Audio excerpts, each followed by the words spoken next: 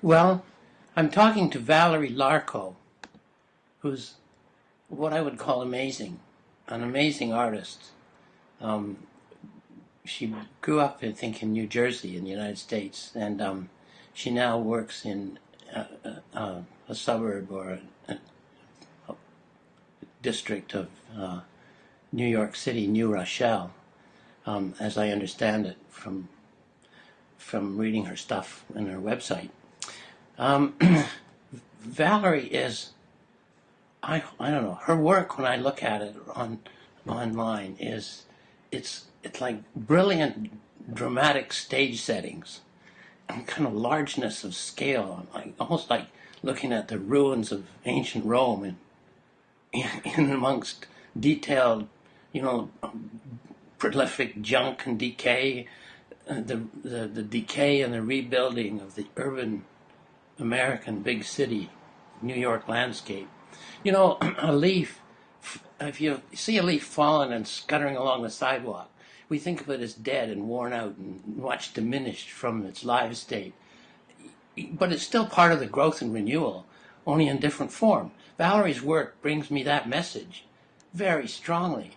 Our waste and decaying buildings empty of human life, at this, but this evidence of human life is as much a part of the flow of the universe as are still functional buildings and sidewalks and city streetscapes. Everything's in constant motion, decay and resurrection. Anyway, that's what I get, really powerfully, seeing her work. And she brings, you bring, Valerie, a true artist's eye into discovering beauty everywhere in the midst of what we would call decayed and broken or defaced. This helps me. It helps me to train my eyes to see that way too, to look for the possibility of beauty everywhere in abandoned, unvisited places after the hustle bustle of daily life. I guess I would, summarize it by saying you make a museum, an art gallery out of the thrown out and the abandoned. Anyway, that's how I feel looking at your stuff. It's beautiful. It's wonderful. Can you tell me, Valerie, how did you get started doing this work? Well, first, let me say thank you, Donato. That was a lovely analysis of my paintings, and much of it very spot on, so thank you. I got started painting urban and industrial landscapes many, many years ago when I moved to Jersey City. I was all done with art school, and I moved to Jersey City, and it was a very urban, heavy urban area, and I thought, well, what am I going to paint here? Because at that point, right before I moved to Jersey City, I did like to do landscapes, but they were more scenic. I'd drive to some pretty place when I wasn't in school, but school wasn't in session, and I'd go painting with my friends, trees and streams and stuff. And then all of a sudden, I'm now living in a very urban environment, and I like to paint on location.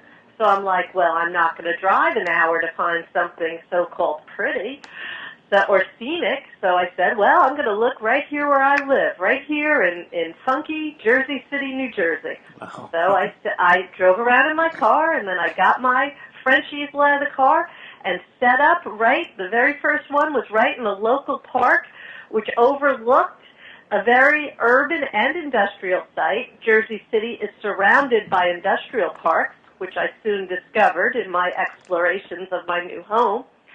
Anyway, I lived there in Jersey City for 3.5 years, and it was instrumental in giving me an appreciation of the urban landscape, and as you so eloquently put it, finding the beauty in the everyday. And the beauty in the everyday, that kind of rough and tumble. And so I like that juxtaposition, that I could see really interesting shapes and colors and things that spoke to me about our culture and our history, and I could make paintings out of that by setting up on site with my easel. So that's how I got started. Well, that was back in the late 80s.